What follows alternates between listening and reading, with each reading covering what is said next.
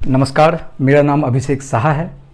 दोस्तों, जैसा कि हम सभी को मालूम है, कोरोना की ये दूसरी वेव पहले से ज़्यादा जानलेवा है और ये सारी खबरें हमें न्यूज़ चैनल, सोशल मीडिया या अन्य माध्यम से मिलती है। अगर हमारे आसपास कोई मृत्यु की घटना घट जाए तो सारी खबरों को हमारा दिमाग पहले से ज़्यादा यकीन करने लगता है। मगर क्या आप जानते हैं इसी कोरोना से ठीक होने वालों का प्रतिशत कितना है? 99%। जी हाँ, कोरोना से 100 लोगों में लगभग 1 लोगों की जान जाती है और 99 लोग ठीक भी होते हैं।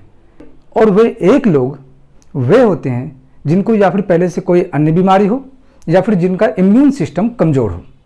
अब क्योंकि हमारे दिमाग में बचपन से जो प्रोग्रामिंग हुई है, उस वजह से हमारा दिमाग नकारात्मक खबरों को देखने या उसे सुनने में ज़्यादा आरामदायक महसूस करता है।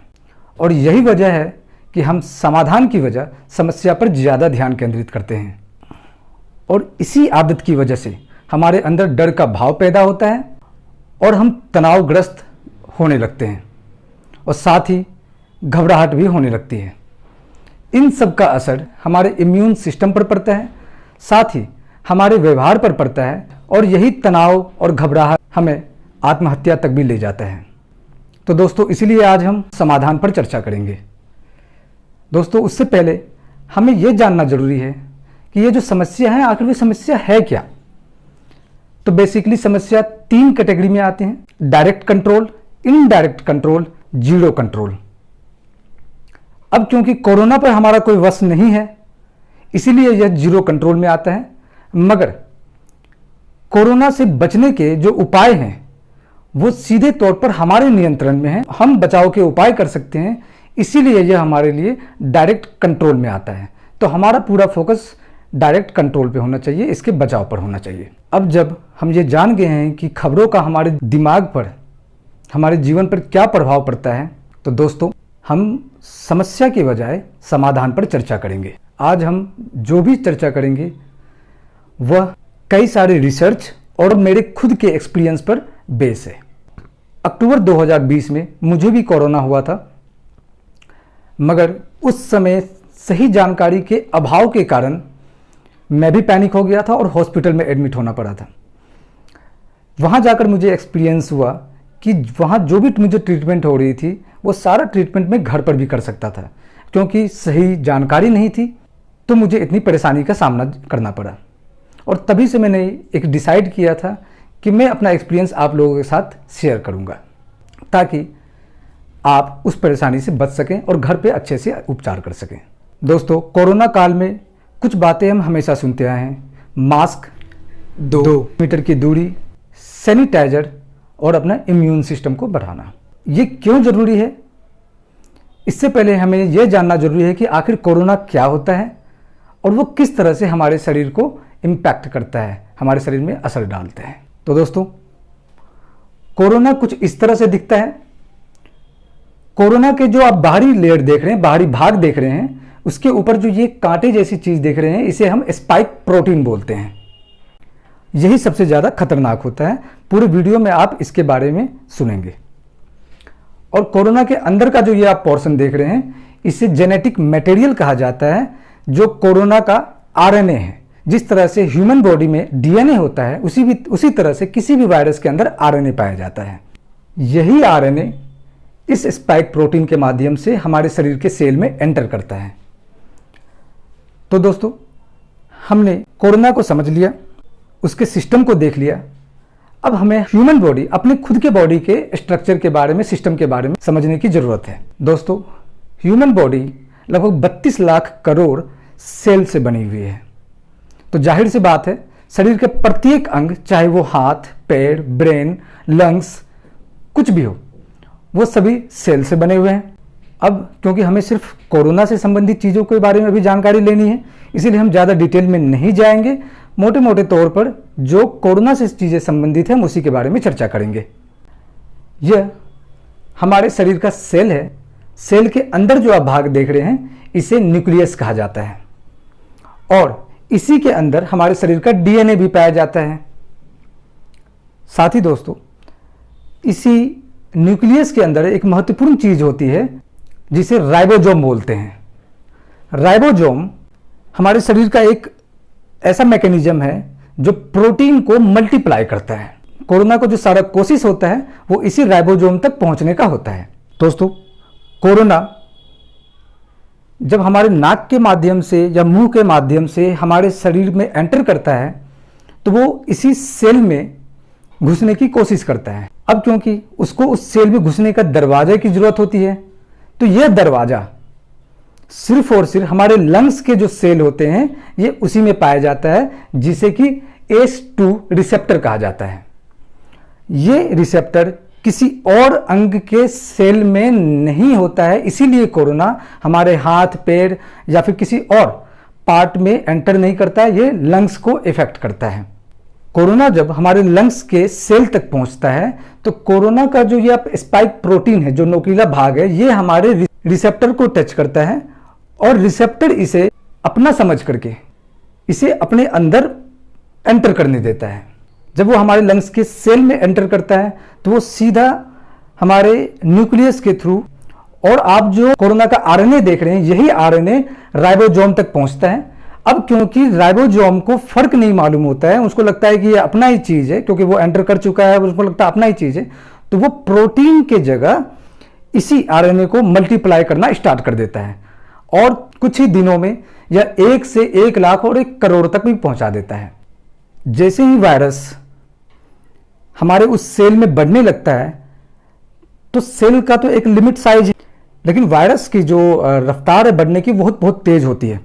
तो वो जब बढ़ता है तो उसे जगह चाहिए होता है, तो उसी दौरान वो सेल हमारा ब्लास्ट कर जाता है और सारे वायरस हमारे शरीर के दूसरे पार्टों में सभी जगह वो फैल जाता है और इसी तरह से वो हर सेल में प्रवेश करने की कोशिश करता है। और जब इस तरह से हमारे शरीर में सारे वायरस कई गुना बढ़ जाता है, घूमने लगता है, तो हमारे शरीर का इम्यून सिस्टम एक्टिव हो जाता है।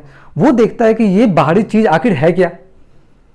आप इम्यून सिस्टम को हमारे सोल्जर की तरह समझ सकते हैं, जैसे हमारे बॉर्डर पे हमारी रक्षा के लिए सोल्जर तैनात है और कोरोना है उसको आप कोई टेररिस्ट मान सकते हैं। टेररिस्ट जब वो एंटर करता है तो किस तरह से हमारे जो सैनिक है वो एक्टिव हो जाते हैं अपने हथियार लेकर के, जो टेररिस्ट होता है वो भी अपने हथियार लेकर एक्टिव रहते हैं और इसी बीच में मार स्टार्ट हो जाती है। हमारा जो इम्यून सिस्टम है वो कोरोना को मारने लगता है और इसी बीच में कोरोना भी दूसरे सेल में एंटर करने की कोशिश करता है। जब हमारा इम्यून सिस्टम कोरोना को मारने लगता है, उसी दौरान इम्यून सिस्टम का एक पार्ट है वो हमारे शरीर के टेम्परेचर को बढ़ा देता है ताकि बढ़े हुए टेम्परेचर की वजह से भी कुछ कोरोना मर जाए। और यही वजह है कि हमें फीवर भी चढ़ने लगता है। लेकिन कोरोना की संख्या बहुत ज़्यादा बढ़ गया होता है, वो हर जगह प्रवेश करने लगता है, वो हर सेल में एंटर करने लगता है। तो इसी बीच में हमारा एक और इम्यून सिस्टम होता है जिसे हम एडवांस इम्यून सिस्टम कहते हैं, वो कोरोना को ऑब्जर्व करता है कि आखिर चीज़ क्या है ये और उसको किस तरह से हम कंट्रोल कर सकते हैं। तो हमारा जो एडवांस इम्यून सिस्टम है वो कोरोना के इसी स्पाइक प्रोटीन को ऑब्जर्व करता है। उसे लगता है कि अगर हम स्पाइक प्रोटीन के मुंह को ही बंद कर दे, यानी कि जो हमारा टेररिस्ट है उसके हथियार के मुंह को ही बंद कर दे, तो उससे वो कुछ भी फायर नहीं कर सकता। तो वो मुंह को बंद करने की कोशिश करता है। तो उसी दौरान कई सारे एंटीबॉडी को डेवलप करता है और ये एंटीबॉडी बनाने में हमारे एडवांस इम्यून सिस्टम को 2 से 10 दिन का समय लगता है।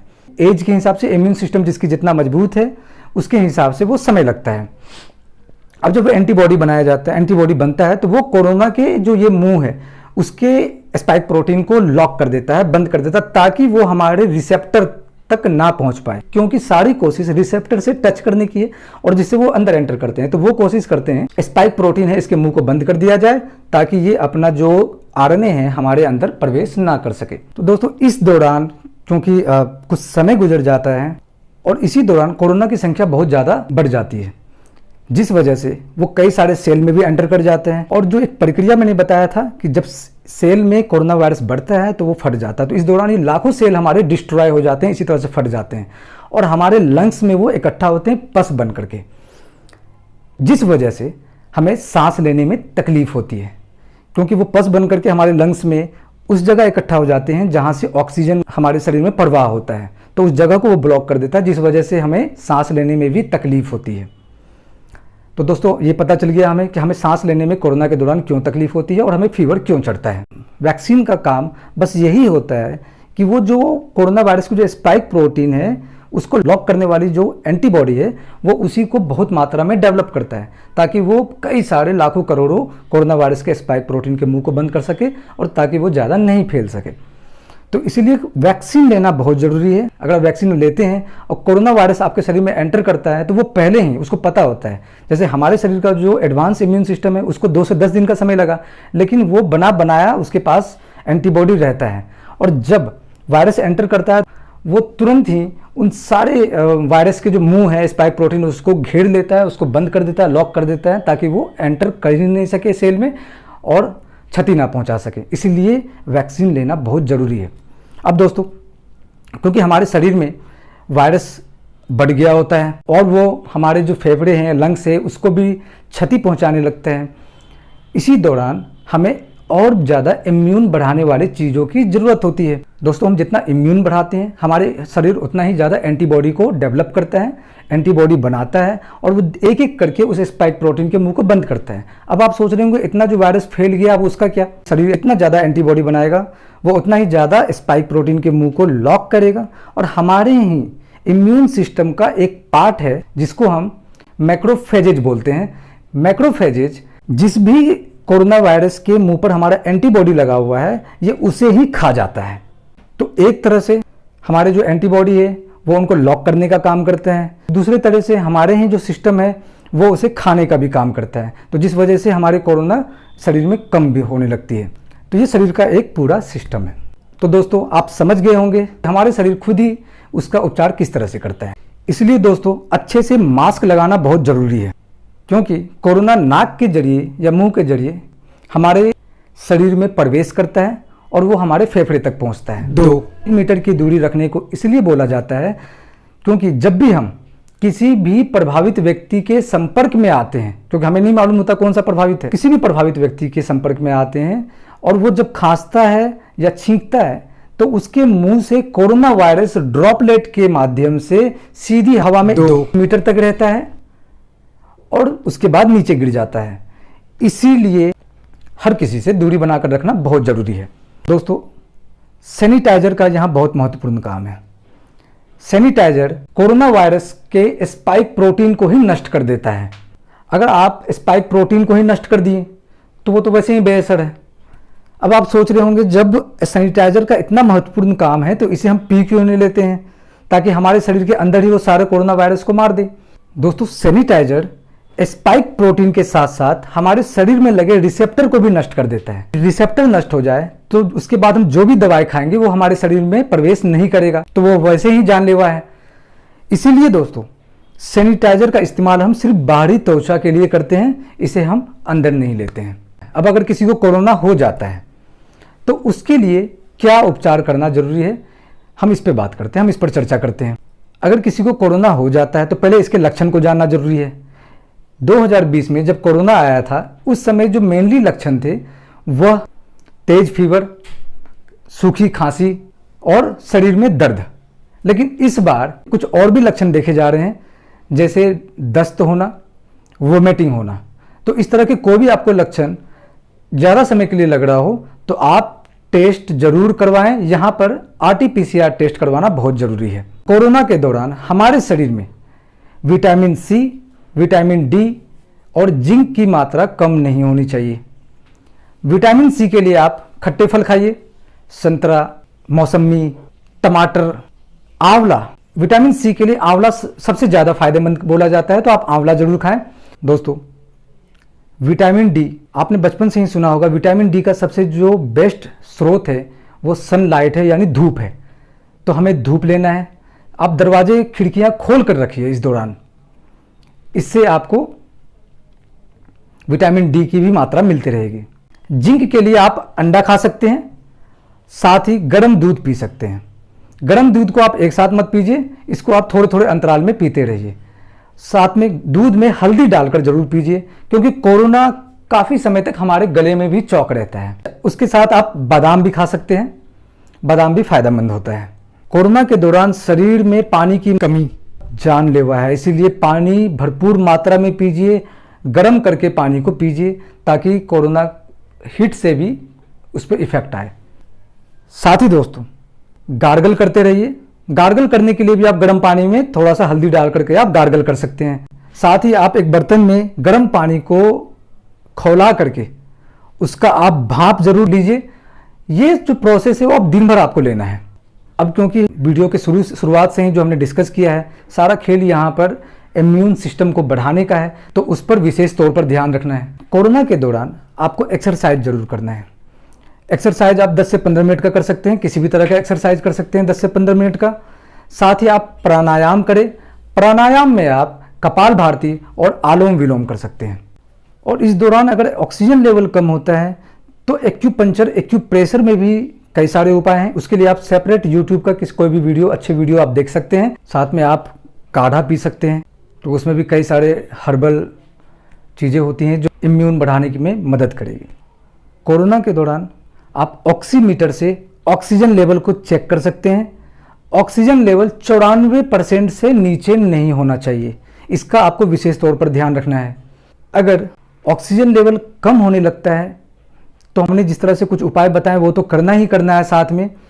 और साथ ही अगर बहुत ज़्यादा तकलीफ हो रही है तो आपको ऑक्सीजन सिलेंडर घर पे मंगवा करके लगवाना है। दोस्तों, ये सारे उपाय हम घर के लिए बता रहे हैं। दोस्तों, जब शरीर में बहुत ज़्यादा आपका कोरोना बढ़ रहा होता है या वो हमारे लंग्स को इफ़ेक्ट करता है तो हॉस्पिटल में भी ऑक्सीजन और ज़रूरी दवाइयों के माध्यम से उसका उपचार किया जाता है। तो आप ऑक्सीजन सिलेंडर को घर पे लगवा सकते हैं। पल्स रेट 60 से 90 के बीच होना चाहिए। दोस्तों, कोरोना के दौरान आपको सेल्फ आइसोलेट रखना है, यानी सभी से अलग आप आइसोलेशन में रहना है ताकि कोरोना किसी और के संपर्क में आपके परिवार के नहीं आए या आस पड़ोस से किसी के भी संपर्क में नहीं आए। तो विशेष तौर पर अपने साथ साथ दूसरों का भी ख्याल रखना है। दोस्तों, आपको नींद का विशेष तौर पर ध्यान रखना है। नींद अच्छे से लेनी है। आप 7 से 8 घंटे तो नींद लेना ही है। दोस्तों, कोरोना के दौरान खुश रहने की विशेष तौर पर सलाह दी जाती है ताकि आपको तनाव से बच सके, क्योंकि तनाव से हमारे शरीर के इम्यून सिस्टम और भी ज़्यादा डाउन होता है। तो आपको खुश रहने की कोशिश करें। खुश रहने के लिए आप मनोरंजक कार्यक्रम देखें, गाने सुने या जिस भी माध्यम से आप खुद को मनोरंजित कर सकते हैं आप वो कर सकते हैं। साथ ही अच्छी किताबें जरूर पढ़ें, क्योंकि अच्छी किताबें पढ़ने से आपके अंदर पॉजिटिविटी आती है और साथ ही आप खुद को मोटिवेट भी रख पाते हैं। तो अच्छी किताबें जरूर पढ़ें। तो दोस्तों, खुश रहिए, स्वस्थ रहिए और सुरक्षित रहिए, क्योंकि आपकी ज़िंदगी दूसरों के लिए बस एक आंकड़ा है, मगर आप अपने परिवार के लिए पूरी दुनिया हो। दोस्तों, आपको ये वीडियो कैसा लगा? अगर आपको इस वीडियो में दी गई जानकारी सही लगी हो और आप भी इस कोरोना के समय दूसरों की मदद करना चाहते हो, दूसरों को स्वस्थ देखना चाहते हो, तो इस वीडियो को ज़्यादा से ज़्यादा लोगों तक फैलाएं ताकि इस कोरोना के दौरान कोई परेशान ना हो और हर कोई स्वस्थ रह सके। जय हिंद।